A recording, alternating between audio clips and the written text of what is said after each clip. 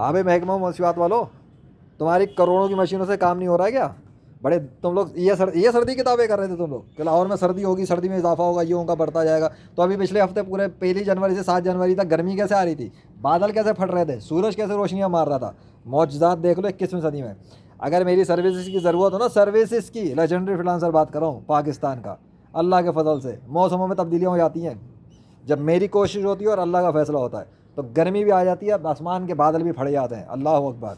देख लो अब लाहौर शेर का अशर क्या हुआ है, पता लगा।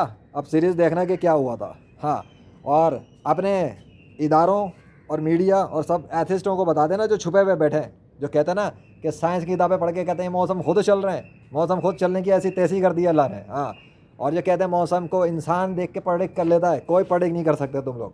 पिछले एक पूरा हफ्ता गुजर गया, 1 से 7 जनवरी, कोई प्रेडिक्शन नहीं कर सके। पूरा दिसंबर गुजर गया, नवंबर गुजर गया, अक्टूबर गुजर गया, और पीछे के साल देखो 5 साल, 2020 से 2025 की सीरीज़ें देखो, 150 से ज़्यादा प्लेलिस्ट।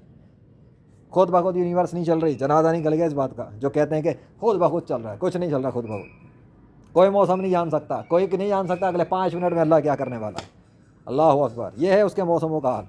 अगले 5 मिनट में मौसम के साथ क्या करेगा कोई नहीं जानता सिवाय अल्लाह के। अल्लाह अकबर। This is the power of the king of universe. दिखाता है वो कि वो है।